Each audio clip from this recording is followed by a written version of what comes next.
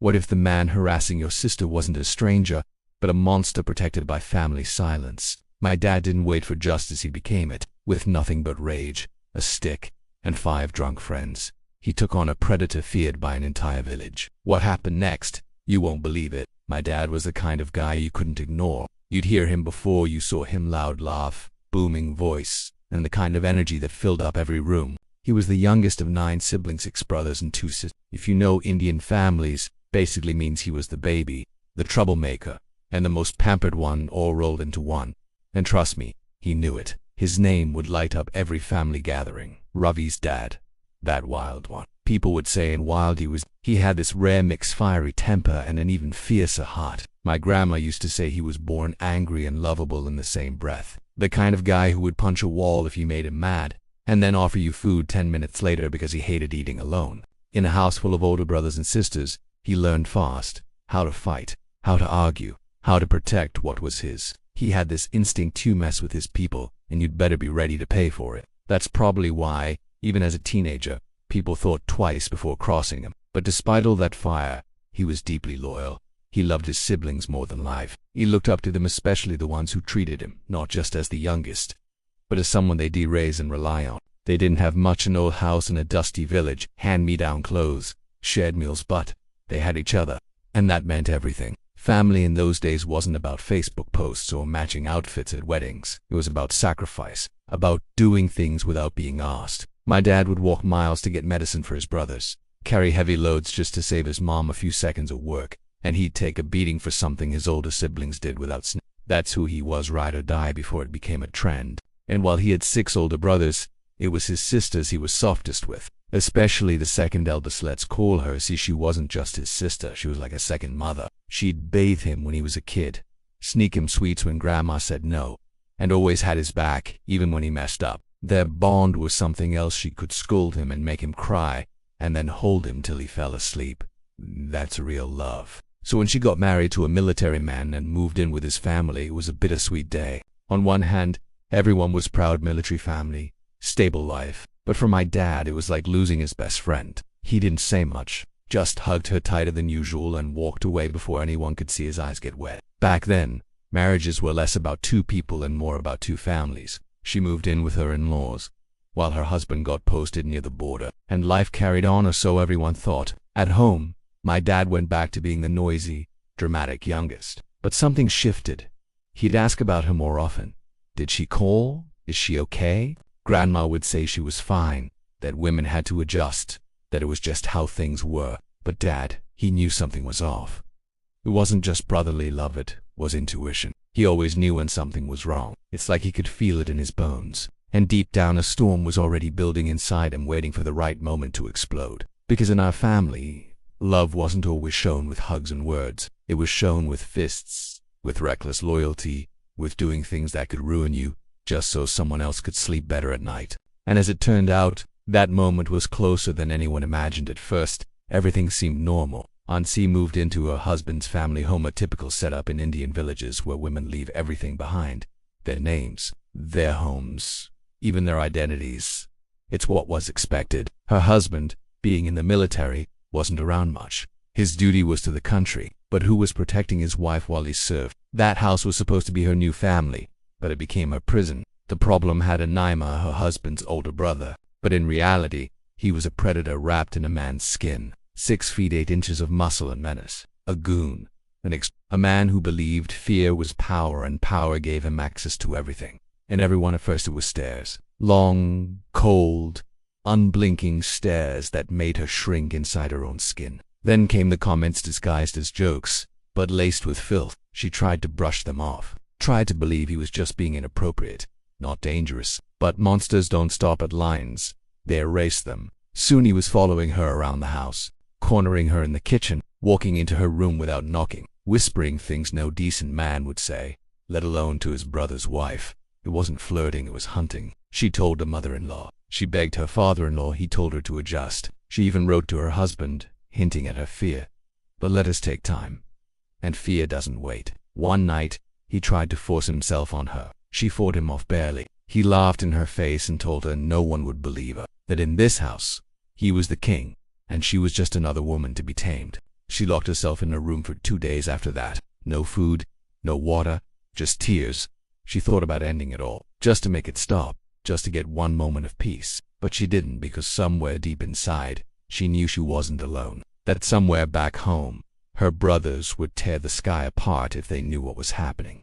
Still, she couldn't speak. The shame was too heavy. In our culture, a woman's silence is often mistaken for strength, but sometimes it's just fear-crushing. Then one day, her teenage nephew came to visit, a boy barely 18, full of dreams and innocence. He noticed her bruises, her pale face, her silenced. She tried to smile, tried to act normal, but kids know, especially those raised in tight families. Later that evening, when no one was around, she broke. She cried like she hadn't cried in years, and she told him everything. Not just the touching, the threats, the helplessness, the loneliness, the way her body no longer felt like hers, how every corner of that house felt like a trap. The boy didn't speak, he just held her hand and nodded, and in that moment, her pain became his fury. He left the next morning, quiet, determined, and heartbroken. He went straight to my dad. Dad was at home, fixing a broken transistor radio. The moment he saw his nephew's face, he knew something was wrong. And when he heard what happened to C, he didn't say a word for 10 minutes, just stared at the wall like he was looking through time. Then he got up, not slowly, not dramatically, just with purpose. He didn't scream, didn't cry, but something had shifted. He lit a cigarette, took a deep drag, and muttered, "He's dead." The thing about my dad, you could insult him, hurt him, mock him, and maybe he'd let it go. But you harm someone he loves, especially a woman, and he'll burn your world down. But this wasn't just about anger, it was about justice, about sending a message. We don't let our women suffer in silence, not when we have blood in our veins and fire in our bones. He called his friends. His nephews, not the quiet types, the wild ones, the kind who didn't think twice, who believed in action, not debate. They didn't ask for a plan, they didn't ask why, they just showed up. And while C still lived in fear, my dad and his crew began plotting in rage. Not for revenge, for protection, for dignity, for her. Because in a world that keeps telling women to stay quiet, my dad decided to be the scream. If evil had a face in that village, it wore the name A. He wasn't just feared, he was avoided. You didn't make eye contact with him. You didn't speak his name too loud. Kids crossed the street when they saw him. Adults went silent mid-conversation when he walked past. He was 6'8", thick as a tree trunk, and moved like a storm. His body was built for violence, arms like sledgehammers, fists like bricks. And it wasn't just his size that made people afraid, it was his history. Or was the kind of man who thrived on power, extortion, intimidation. Beatings. He had a rap sheet longer than most people's grocery lists, and no one dared to stop him because A didn't just fight, he won. He'd knock out grown men in street brawls with a single punch. Rumor had it he once beat 3 guys senseless for talking back. The cops, they didn't mess with him either. Bribed, threatened, or just too scared. Nobody challenged A. But the worst part, his appetite for control didn't stop at money or fear. He saw women as possessions, silent, helpless, disposable. He preyed on them with the casual entitlement of someone who'd never faced consequences. He was a predator dressed as a brother, a son, a community member, and he wore that disguise well. So when he set his sights on C, no one dared to intervene. Some knew, most suspected, but all stayed quiet, because standing up to him meant risking everything. He had goons, loyal, brainless men who followed him around like shadows, ready to do his bidding. They didn't ask questions, they just obeyed, and they were just as twisted. Even the local panchayat, the village council, turned a blind eye.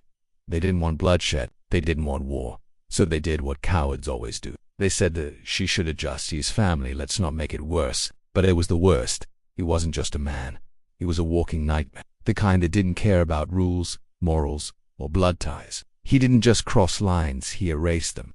And worst of all, he was proud of it. He believed no one could touch him. That fear was armor thick enough to keep him safe. That his size, his brutality, his gang would protect him forever.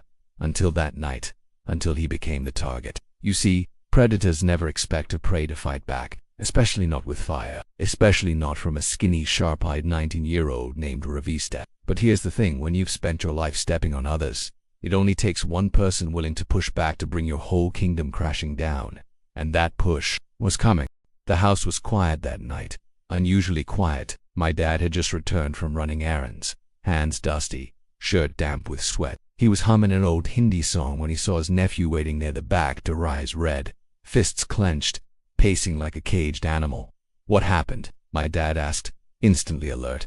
The boy didn't speak. Not at first. He just stood there, fighting back tears. Then, as if the weight inside him became too heavy to hold, he broke. The words came out in gasps, like he was choking on them. Everything spilled out what Aunt C had endured, how long it had gone on, how no one had done a damn thing about it. My dad didn't interrupt. He just listened, face hardening with every sentence. He didn't flinch when he heard the worst of it. He didn't ask for details. He didn't ask if it was true, because deep down, he already knew. He knew something had been off. He had felt it. And now, with the truth laid bare, the only thing louder than his rage was the silence between them. "Why didn't she tell me?" he asked softly, more to himself than anyone else. The nephew, still trembling, said, "Because she didn't want to burden you. Because she knew you'd do something crazy." My dad exhaled deeply, almost like a growl. Then he stood up, cracked his knuckles, and said 5 words that changed everything.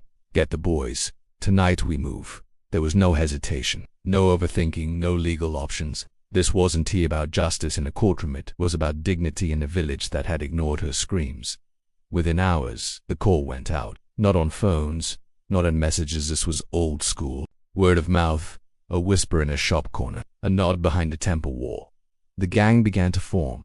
6 of them in total. Friends, cousins, nephews. Not fighters, not killers. Just angry, loyal young men who loved their family more than they feared the consequences. Each of them had seen what silence did. None of them were willing to be silent anymore. That evening they sat in the back of an abandoned shed, half drunk, half crazed, planning what they called Operation Ghost. But let's be honest, there was no plan. They weren't warriors. They didn't have blueprints or backup or escape routes.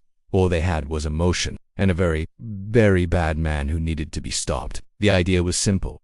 Wait until A was drunk, he always was by 9 p.m., then ambush him on his walk home from the local liquor den. Hit hard, hit fast, and vanish before his gang could react. But here's the wild part, mate. Dad wasn't nervous. In fact, he was calm, almost excited. He sat with his back against the wall, rolling a beady between his fingers, eyes locked on nothing. When someone asked if he was scared, he smirked and said, "I'm not scared." He should be. That night, he didn't sleep. None of them did, because when you decide to fight a monster, the first thing you sacrifice is peace. And as the village lights flickered, and the shadows deepened on the dirt roads, something ancient stirred in the air. Of engines, raw and righteous, about to be unleashed. They called themselves nothing. There was no group name, no oath, no blood pact, just a bunch of young men with calloused fists and something to prove. But that night, they became a gang. It started with word getting around Ravi's dad is planning to take down A, and suddenly, everyone who had ever been scared of that monster started paying attention. Not everyone had the guts to join, but a few did. Not because they were brave, but because they were tired. Tired of watching, tired of hearing whispers, tired of pretending monsters were normal. The first to step up was my dad's closest friend, Ramaloud, lanky, and always 3 seconds away from a fight. "If you're going," he said, "you're not going alone." Next came Faisal, a wiry boy with sharp eyes and a sharper tongue. He didn't believe in fists, but he believed in loyalty, and loyalty meant violence, if it came down to it. Then 2 of the nephews joined, both barely out of school but already hardened by village life. They'd seen what A had done. They'd seen their aunt shrink in fear. That was enough. The last to join was someone no one expected, Harjan, the quiet one. Never said much, always watching. But sometimes, the quiet ones carry the loudest storms, and when he said, "I'm in," nobody questioned it. They gathered in secret, in empty fields, behind old-school buildings, in the temple courtyard after dark, planning, if you could even call it that. Most of the time was spent arguing. Do we take weapons? What if his gang shows up? What if we get caught? My dad was always the loudest voice. We hit him when he's drunk. That's our only chance. They didn't know if he'd be alone, they didn't know if he'd be armed, but they knew this waiting meant more nights of sea hiding behind doors. Waiting meant giving that monster another day to roam free. So they picked a night, a Friday, A's payday, which always meant heavy drinking. That afternoon they met one last time. This wasn't like the movies. There was no music, no dramatic speeches, just nervous hands, sweaty brows, and the kind of silence that only shows up before something big breaks. They split up for the day, each one instructed to keep their mouths shut, act normal, and show up at the banyan tree near the village. Well, at 8:30 sharp, my dad. He went home, bathed, ate a small meal, and changed into his old kurta. Not because he wanted to look good, but because, in his words, if I die tonight, I want to be remembered right. He looked at his reflection. Not a soldier, not a hero, just a brother who was done waiting for justice. At exactly 8:30, all 6 of them stood beneath the banyan tree. The village buzzed in the background, some cricket sounds, a distant wedding song, the occasional bark of a street dog. But in their circle it was just tension. They had nothing fancy, no guns, no machetes, just sticks, a few iron rods, and one broken cricket bat. And guts, a whole lot of guts. At 9:15, word came from a chai stall boy that he had been seen stumbling out of the local bar, drunk and laughing, alone. "This is it," my dad whispered. They moved fast, like shadows, not a word between them, just nods. They took a back alley, cut through a half-flooded paddy field, and reached the stretch of road I usually took home, a lowly, poorly lit path between 2 broken streets. They hid behind a pile of discarded sacks, crouching low, hearts pounding. And then they saw him, a mountain in motion. His steps were uneven. He was muttering to himself, bottle swinging in one hand. Drunk, yes, but still dangerous. He wasn't just staggering, he was humming, like a predator who had fed and was ready for sleep. My dad took a deep breath. Then, like a switch flipping, he stood up and charged. No countdown, no warning, just rage. The others followed, 6 against 1. But this wasn't just any one. I saw them just in time. Dropped his bottle, let out a roar like a wild animal. Then it began, fist screams, wood cracking, bodies slamming, dust flying. And in the middle of it, my dad, swinging like a man possessed. He didn't feel the hits, didn't hear the chaos. All he saw was her face, his sister's tears, her fear, her silence. Then he found it on the ground, a thick wooden log, half buried in dirt. Without thinking, he grabbed it. One swing, all his strength, straight to A's head. The sound it made wasn't a thud, it was a statement. A stumble, then dropped silence, then voices far off, but getting closer. His gang, someone yelled. Panic hit, they scattered. One ran into a ditch, another jumped a wall. My dad sprinted home barefoot, adrenaline roaring louder than fear. He burst through the door, breathless, shirt torn, face smeared with dirt. Grandma looked at him, frozen. He didn't speak, just walked straight to the bathroom, washed the blood off his hands, and collapsed into bed. The monster was down, but the storm wasn't over. The road where it all happened wasn't special, just a dusty half-paved lane on the edge of the village, a stretch most people avoided after sunset. Not because of ghosts or folklore, but because that's where I usually stumbled home drunk, and no one wanted to be anywhere near him when he was in that state. But on that night, the road became something else, a battlefield, a reckoning. It was around 9:30 p.m. when A appeared. His steps were heavy, clumsy, like a giant losing his rhythm. He was humming a half-slurred tune, bottle swinging by his side. The night was still, the air sticky. Even the insects had gone quiet, like they sensed something unnatural was about to unfold. Behind a mound of garbage and dry sugarcane stalks, 6 pairs of eyes watched him, breath held, muscles tight, weapons gripped. My dad was the first to move. He didn't yell, didn't give a war cry. He just surged forward with the kind of focus that belongs to men who've already accepted the consequences. The rest followed like dominoes falling into motion. I turned just in time to see them charge. For a split second, his face twisted not in fear, but fury, like how dare anyone try this. He dropped the bottle. It shattered on the ground like a signal flare.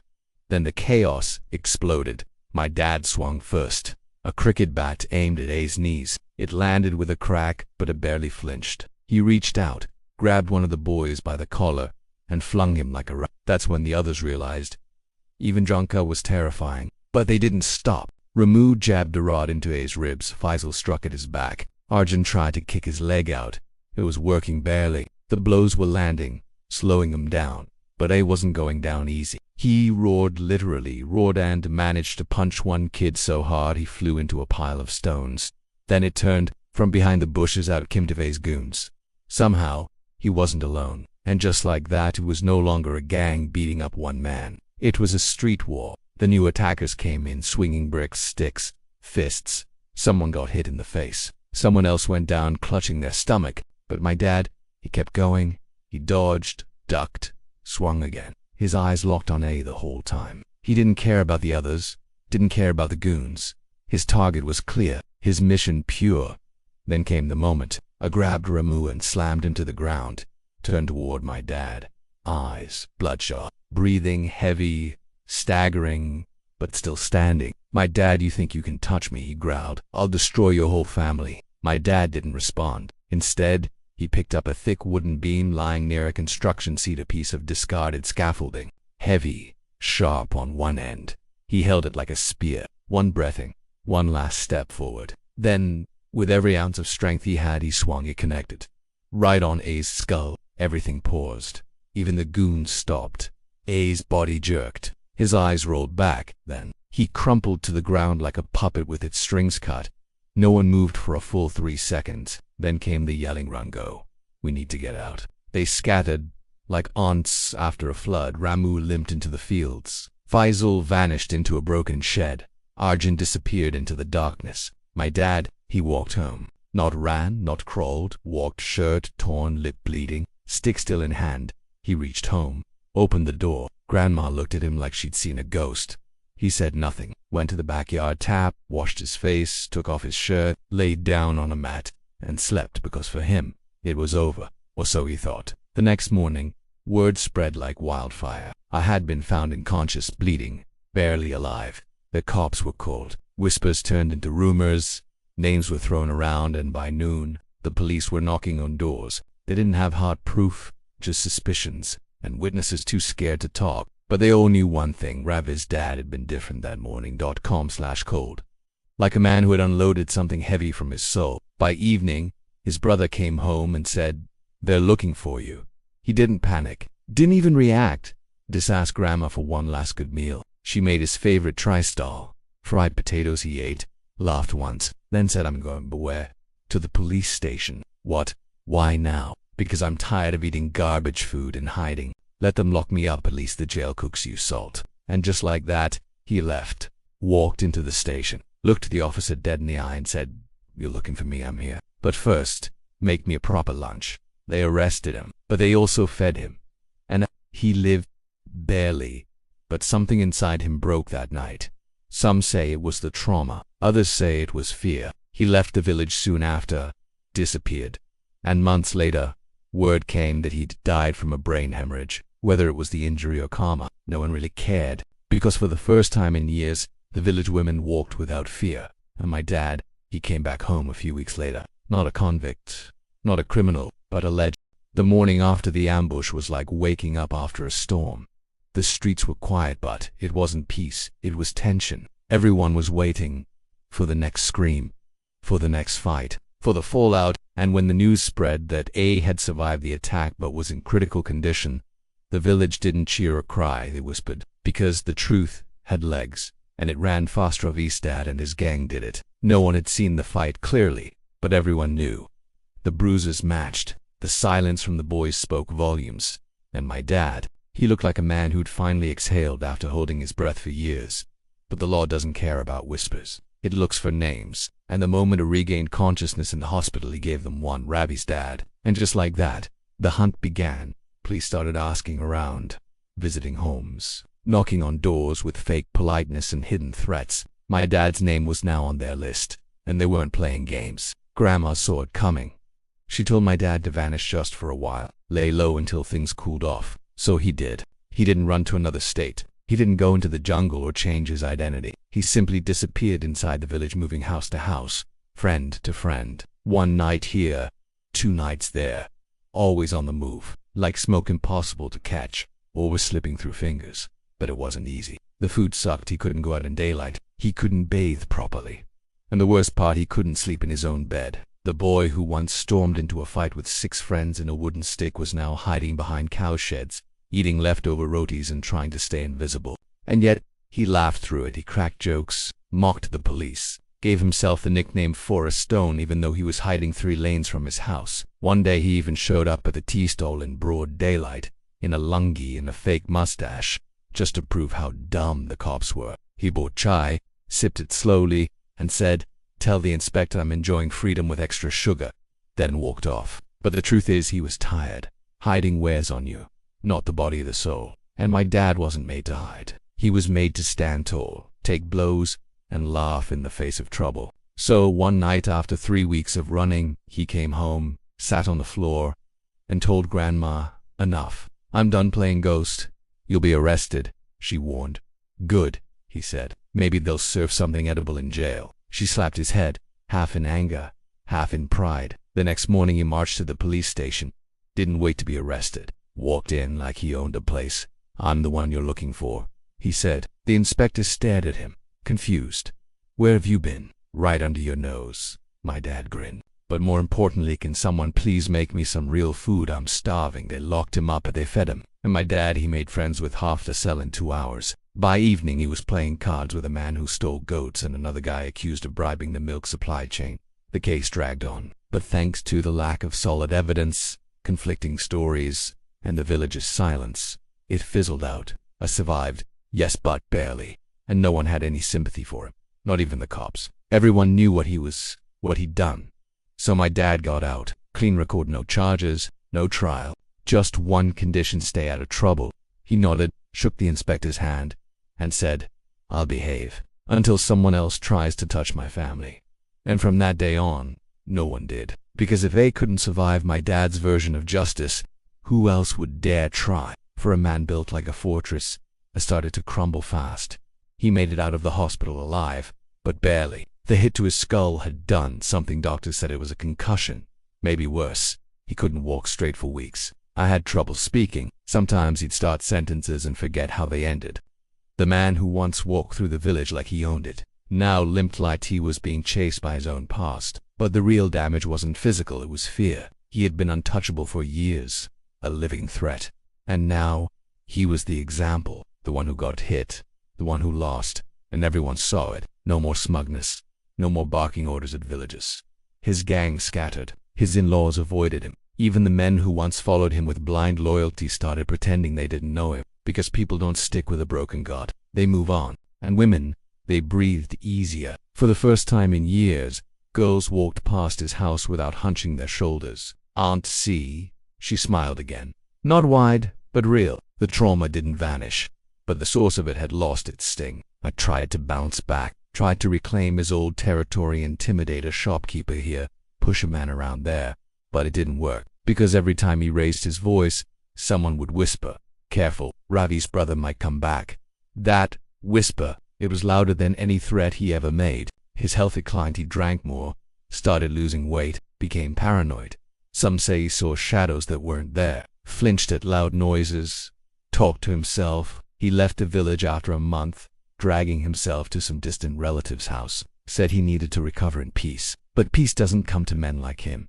3 months later, word reads Homa had died. Official cause, brain hemorrhage. But in the village, no one called it a tragedy. They called it balance. A man who lived by fear, died in silence. No glory, no revenge speech. Just a slow fade into nothing. No women mourned him, no kids missed him. No one lit a candle in his memory. He vanished, and the world was better for it. My dad didn't throw a party, he didn't gloat. He just nodded when he heard the news, and said, "Good." Justice, in his world, didn't need applause. It just needed results. And this time, the result was final.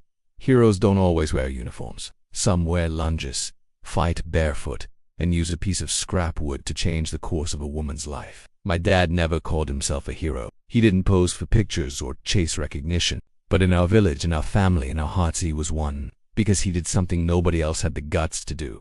He stood up when everyone else stayed seated. He fought back when fear had silenced others. He reminded people that silence can be broken, and sometimes it has to be broken with noise. And that's the thing about real heroes. They don't wait for justice. They become it. After A's death, the village changed. Not overnight, but slowly, steadily, people started speaking up. Women held their heads a little higher. Men thought twice before raising a hand or letting filth spill from their mouths. All because of one night. All because a 19-year-old boy with fire in his chest decided that enough was enough. My dad never showed remorse. Not once. When people asked if he regretted what happened, he'd shrug and say, "Would you rather I had done nothing? Let him destroy her." He wasn't proud of the violence, but he was proud of the message. No woman in this village has been harassed since. He used to say, "That wasn't an accident. That was a warning." He didn't raise his children to be violent, but he raised us to never let evil go unchecked, to protect what matters, to choose action over apathy, and to never, ever let fear silence the truth. That's his legacy. Not the fight, not the headlines, but the way he made people feel safe by refusing to be afraid. He lived simply, ate with his hands, laughed loudly, loved fiercely, and when the time came to be a lion, he didn't hesitate. Now he's gone, and the house feels different, quieter. But every time I walk past that dusty road, every time I see a woman smile without worry, every time someone says, "Your dad was something else," I know he's still here, not in body, but in the courage he left behind. Grief is a strange thing. It sneaks up on you in the smallest moments, in a scent, a sound, an old slipper by the door. It doesn't come all at once, it drips it. And for me, it hits hardest when I hear stories like this one. Stories I didn't hear from my dad himself. Stories told by cousins at chai stalls, by old uncles half drunk on nostalgia, by friends who still smile when they say his name. I lost him just 20 days ago, and while everyone keeps telling me to be strong, what they don't know is I am strong, because he raised me. The kind of man who didn't run from trouble, who didn't care if the odds were against him, who wasn't afraid to bleed if it meant protecting the people he loved. That's the kind of man who built me. And now that he's gone, I realize every story I hear about him, every insane, hilarious, terrifying tale, it's not just about him. It's about who I want to be. He wasn't perfect. He made mistakes, he got angry, he spoke his mind when it wasn't safe. But he never let fear win. Not once. Because it's not just revenge. It's resistance. It's love in its most dangerous, most honest form. It's what happens when you refuse to let evil walk unchecked through your home. My dad didn't wait for anyone to give him permission to be a hero. He just acted. And in doing so, he gave my aunt her life back. He gave the village its dignity back. And he gave me something I'll never stop carrying. The reminder that sometimes, being a good man means doing the hard thing, the dangerous thing, the right thing. I miss him every second. But if he were here telling this story, I know exactly how he'd end it.